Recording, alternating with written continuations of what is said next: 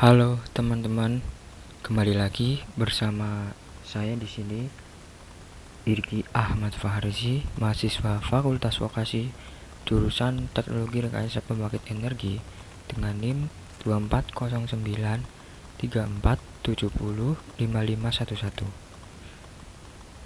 Jadi, pada pertemuan kali ini kita akan melanjutkan pembahasan soal mata kuliah probabilitas dan statistika dengan pembahasan tema hipotesis. Sebelum kita membahas soal kasus tujuan dari pembuatan video ini, yaitu yang pertama untuk memenuhi tugas mata kuliah probabilitas dan statistika yang diampu oleh Dr. Singgih Dwi Prasetyo, Sarjana Teknik, Magister Teknik. Dan yang kedua untuk mengajarkan kepada teman-teman bahwa statistika itu asik serta kita berdiskusi mengenai statistika. Nah, jika nantinya teman-teman ada sanggahan, bisa banget tulis di kolom komentar ya, atau tambahkan sanggahan kalian atau saran di kolom komentar. Ya, kita lanjut ke soalnya ya teman-teman. Jadi di sini ada studi kasus hipotesis, yaitu sebuah panel surya mampu menghasilkan lebih dari 5 kW energi per hari. Untuk mengujinya, dilakukan pengujian terhadap 40 unit panel surya yang dipasang secara acak di berbagai lokasi. Berdasarkan hasil pengamatan, rata-rata energi yang dihasilkan per hari adalah 5,2 kW dengan standar deviasi 0,7 kW dengan tingkat signifikansi 5%. Apakah benar bahwa panel surya tersebut menghasilkan lebih dari 5 kW per hari? Nah, sebelum kita ke pembahasan, saya akan memberikan teman-teman waktu untuk menjawab apakah studi kasus hipotesis ini menggunakan uji T, uji Z, atau uji Chi-square. Teman-teman bisa pause video terlebih dahulu ya.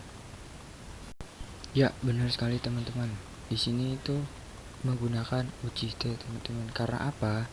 Sebelum kita ke pembahasan kenapa menggunakan uji T, nah, jadi teman-teman, untuk soal ini itu dipakai untuk menentukan apakah target sudah memenuhi atau belum ya. Dan itu bisa digunakan bukan cuma di kasus ini, tapi banyak lagi. Lanjut teman-teman, kenapa di soal ini atau di kasus ini itu menggunakan uji T teman-teman? Ya, karena N yang digunakan itu lebih dari 30 dan standar deviasinya itu masih berupa sampel teman-teman, bukan standar deviasi populasi teman-teman. Sebelum kita mulai menghitung, kita akan mencari tahu apa sih itu hipotesis teman-teman.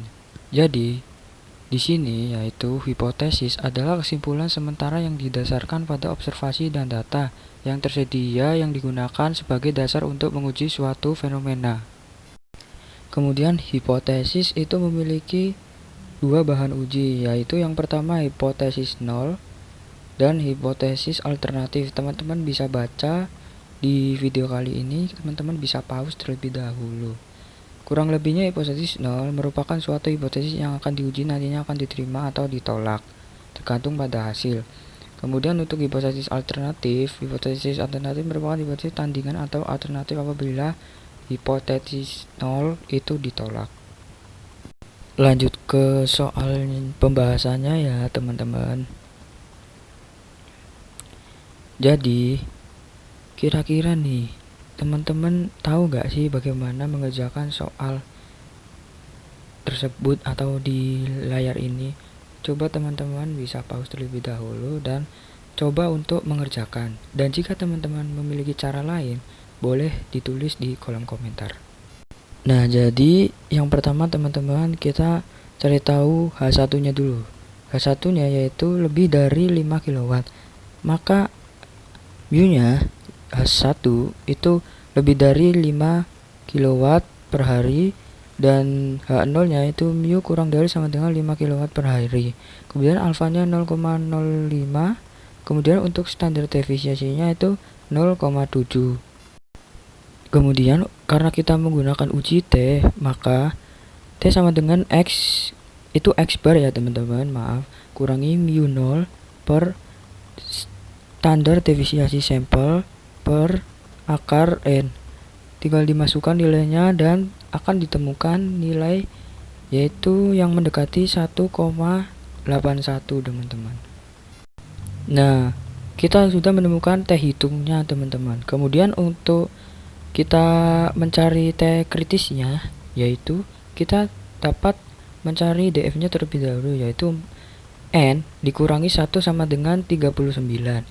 Maka kita lihat di tabel teman-teman, urutan ke 39 dengan alfa 0,05 itu sekitar 1,685 teman-teman. Maka untuk T kritisnya itu 1,685 teman-teman. Nah, karena sudah ditentukan tadi T kritis dan T hitungnya, maka kita bisa ambil kesimpulan teman-teman, yaitu T hitung lebih dari T kritis. Maka kesimpulannya sudah cukup bukti bahwa rata-rata energi yang dihasilkan itu lebih dari 5 kW per hari.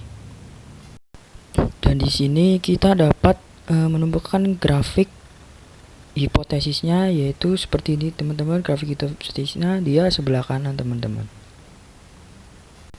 Nah, di sini apakah teman-teman ada yang tahu kenapa grafiknya itu di sebelah kanan teman-teman? Nah, teman-teman bisa tulis jawabannya di kolom komentar ya teman-teman. Nah, untuk itu kita lanjut ke soal yang berikutnya teman-teman, atau studi kasus yang berikutnya.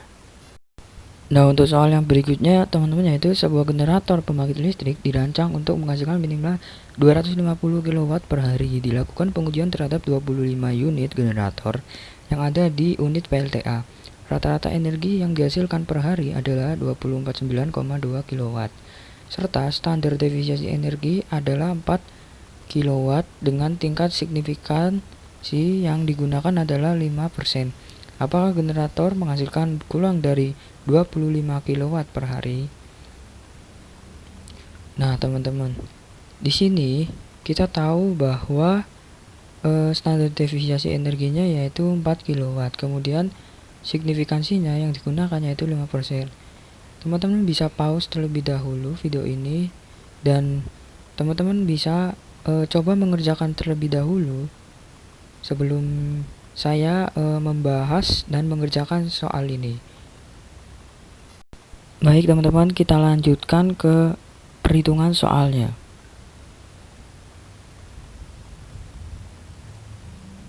Nah, jadi untuk pertama kita menentukan H1 dan H0-nya. Di sini H0-nya yaitu lebih dari sama dengan 250 dan H1-nya kurang dari 250. Kemudian untuk alfanya 0,05 dan deviasi sampelnya yaitu 4.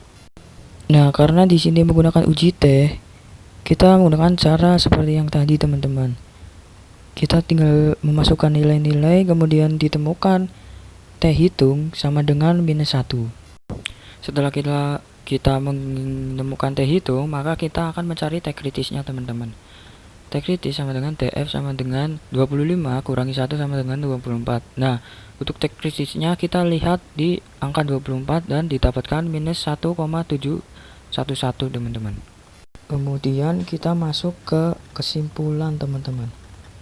Jadi T hitung lebih dari T kritis, maka kesimpulannya yaitu tidak cukup bukti untuk menyatakan bahwa rata-rata generator itu kurang dari 250 kW per hari. Dengan T kritisnya -1 dan T hitung -1,711. Nah, kemudian untuk grafiknya itu seperti ini teman-teman. Nah, saya mau tanya teman-teman, kenapa grafiknya itu berbentuknya seperti ini? Nah, teman-teman bisa tulis di kolom komentar. Lanjut ke soal kasus berikutnya teman-teman. Jadi, dalam sistem pembangkit energi listrik, exciter system bertanggung jawab untuk mengatur tegangan keluar dari generator turbin. Sebuah PLTU mengklaim bahwa sistem exciter mereka mempertahankan rata-rata tegangan pada 120 volt selama operasi normal. Tim teknis mengambil 30 sampel pengukuran tegangan dari berbagai turbin saat beban puncak. Hasilnya menunjukkan bahwa rata-rata tegangan adalah 117,5 volt dengan standar defisiensi 6 dan tingkat signifikansi 5%. Apakah rata-rata tegangan keluaran dari sistem exciter berbeda dari 120 volt? Nah, kita ke perhitungannya teman-teman. Jadi perhitungannya itu kita menggunakan uji T juga teman-teman. Dengan H1 itu tidak sama dengan 250, kemudian H0-nya itu sama dengan 120. Kemudian untuk T-nya sama seperti tadi teman-teman, kita masukkan nilainya dan ditemukan T hitungnya minus 2,282. Nah, kemudian untuk T kritisnya teman-teman, kita dapatkan dari tabel plus minus 2,045. Maka didapatkan T hitung minus 2,282 dan T kritis plus minus 2,045. Kemudian untuk kesimpulannya yaitu T hitung lebih dari T kritis atau tolak A0. Maka ada cukup bukti bahwa tegangan keluar exciter berbeda dari 120 volt. Nah, kemudian untuk grafiknya didapatkan kurang lebih seperti ini teman-teman. Nah, di sini saya mau tanya teman-teman, kenapa grafiknya itu seperti ini? Kalian bisa cari jawaban dan tulis jawabannya di kolom komentar ya teman-teman. Oke teman-teman, jadi untuk pembahasan soalnya sudah selesai teman-teman. Kita akan masuk ke kesimpulan dari pembahasan soalnya teman-teman.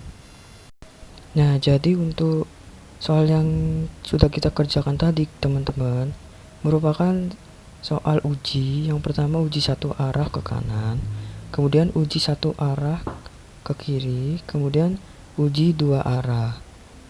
Nah, untuk menentukan uji hipotesisnya teman-teman, bisa kita melihat tabel berikut. Nah, teman-teman dapat melihat di tabel yang teman-teman, khususnya untuk FT test itu karena N kurang dari 30 dan tidak diketahui, maka dia menggunakan T test. Sepertinya cukup sekian pembahasan kali ini teman-teman. Jika penyampaian saya dalam menyampaikan video kurang dapat dipahami, teman-teman bisa tuliskan saran di kolom komentar. Dan jika teman-teman memiliki cara atau cara untuk mengerjakan soal dengan cara yang berbeda, teman-teman bisa tulis juga di kolom komentar ya teman-teman. Terima kasih sudah menonton teman-teman. Sampai bertemu lagi di video selanjutnya. Saya pamit. Xie xie.